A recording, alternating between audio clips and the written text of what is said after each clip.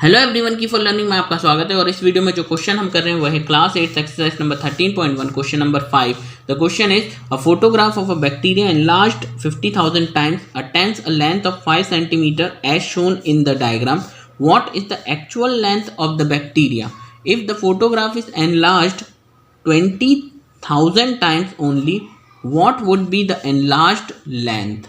तो क्वेश्चन में कहा गया है कि एक बैक्टीरिया को जब 50,000 टाइम्स एनलार्ज करके देखा जाता है तो वो 5 सेंटीमीटर का दिखाई देता है। ठीक है, तो बताइए कि उसकी एक्चुअल लेंथ क्या है, बैक्टीरिया की एक्चुअल लेंथ क्या है। पहला क्वेश्चन तो यहीं तक ही है। फिर दूसरा क्वेश्चन इसके अंदर ये है कि यदि ये एनलार्जमेंट है वो 20,000 टाइम्स ही किया जाए तो बताइए कि तब उसकी लेंथ यानी बैक्टीरिया की लेंथ क्या होगी।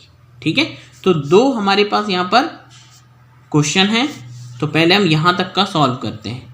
क्या कहा गया है कि बैक्टीरिया को 50,000 टाइम्स बड़ा किया गया और फिर देखा गया तो 5 सेंटीमीटर इतनी लेंथ का हमें दिखाई देता है। ठीक है, तो मीन्स ये है कि ये एक बैक्टीरिया है जिसे हम माइक्रोस्कोप पर देख रहे हैं, और अभी जब हम देख रहे हैं इस कंडीशन में तो हमने इसे बिल्कुल एनलार्ज नहीं किया है तो हमें बिल्कुल उतना ही बड़ा दिखाई देता है। पर जैसे जैसे माइक्रोस्कोप पर हम इसे क्या करते हैं, एनलार्ज करते जाते हैं, वैसे वैसे हमें इसका साइज़ क्या होता है, बड़ा दिखाई देता है। तो यहाँ हम 50,000 टाइम्स इसे एनलार्ज करके देखते हैं, तब ये कितना बड़ा दिखाई देता है हमें, ये बड़ा होकर के हमें 5 सेंटीमीटर का दिखाई देता है। ठीक है, तो हमने मान लिया कि ये जो बैक्टीरिया है इसकी एक्चुअल लेंथ क्या है, x, कि ये x लेंथ का है, x सेंटीमीटर का है। ठीक है, और after enlarging 50,000 times it attains the length of 5 centimetre. ठीक है, तो यानी कि ये जो बैक्टीरिया है x में जब हमने 50,000 मल्टीप्लाई किया गया, 50,000 टाइम्स बढ़ाया है यानी 50,000 से मल्टीप्लाई कर दिया तो ये 5 सेंटीमीटर का दिखाई देने लगा। ठीक है, तो बस इसी का ध्यान रखते हुए हम सॉल्व करें इसे। तो सॉल्यूशन में क्या है, हमने माना कि एक्चुअल लेंथ क्या है, x है, तो let the actual length of bacteria कितना मान लिया, x मान लिया।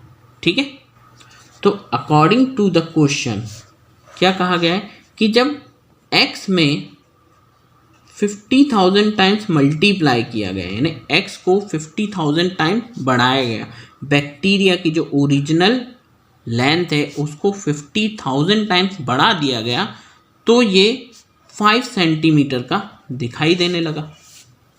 ठीक है, अब इस x की वैल्यू जो होगी वही क्या होगी, एक्चुअल लेंथ। तो x की वैल्यू यहाँ से निकाल लीजिए, तो 50,000 को नीचे कर दीजिए, ये क्या हो जाएगा, x is equal to 5 upon और 50,000 नीचे चले आएगा तो ये हो गया 50,000 ओके सेंटीमीटर। ओके, अब इसे सॉल्व करें तो x इज इक्वल टू, इसको क्या लिख सकते हैं हम, 5 upon and it can be write as 5 into 10,000। ठीक है, 5 से 5 कैंसिल हो गया। ठीक है, 1 टाइम, और अब इसे क्या लिख सकते हैं हम, इसे लिख सकते हैं 1 अपॉन और यहाँ पर 4 जीरो हैं, इसे लिख सकते हैं 10 की पावर 4। ठीक है, और सेंटीमीटर में चल रहा है। अब जब इसमें एक्सपोनेंट का हम लॉ लगाएं तो यहाँ पर जब इसे ऊपर करेंगे इसको लिख सकते हैं हम 10 की पावर, ठीक है, ऊपर कर दिया हमने तो ये जो पावर है वो अपना साइन बदल लेगी यानी 10 की पावर -4, और एक इसमें चल रहा है सेंटीमीटर में, तो x की जो वैल्यू आई है वो कितना है, 10 की पावर -4 सेंटीमीटर, और यही क्या है, एक्चुअल लेंथ ऑफ बैक्टीरिया।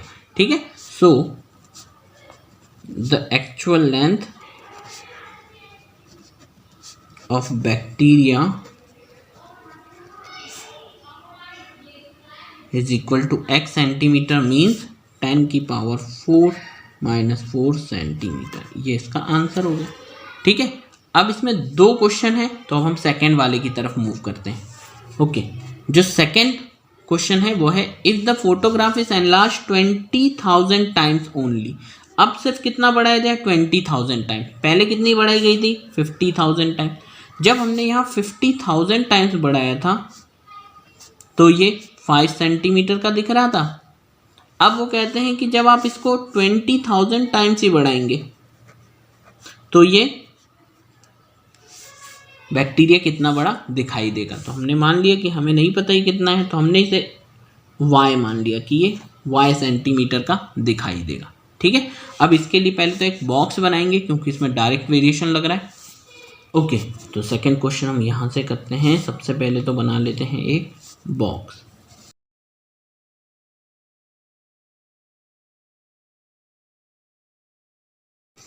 एक चीज़ है एनलार्जमेंट, कितने टाइम्स में जो भी है, और दूसरा है लेंथ ऑफ बैक्टीरिया, वो सेंटीमीटर में। ठीक है, तो एनलार्जमेंट पहले हम क्या कर रहे थे, क्वेश्चन में कहा था कि जब 50,000 टाइम्स आप उसे एनलार्ज करके देखते हैं तो वो 5 सेंटीमीटर का दिखाई देता है। ठीक है, और फिर कहा कि अगर इसे सिर्फ 20,000 टाइम्स ही बढ़ाया जाए, एनलार्ज किया जाए, तो वो कितना दिखाई देगा, तो हमने मान लिया से y। ठीक है, तो देखिए जब हम उसे 50,000 टाइम्स बढ़ाते हैं तो वो 5 सेंटीमीटर का दिखाई देता है, और अगर हम उसे सिर्फ 20,000 टाइम्स ही बढ़ा करके देखते हैं तो इसका साइज 5 सेंटीमीटर से भी कम दिखाई देगा, इसलिए क्योंकि हमने एनलार्जमेंट कम कर दिया है।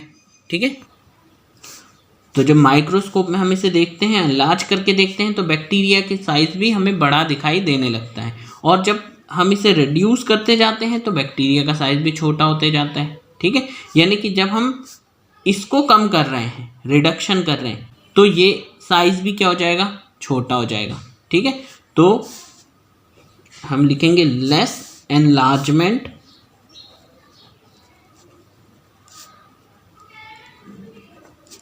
तो साइज भी लेस होगा, लेस साइज ऑफ बैक्टीरिया।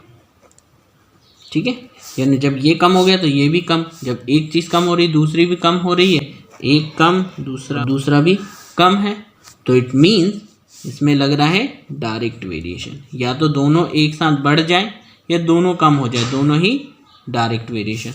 तो अब हम लगाते हैं केस ऑफ डायरेक्ट वेरिएशन।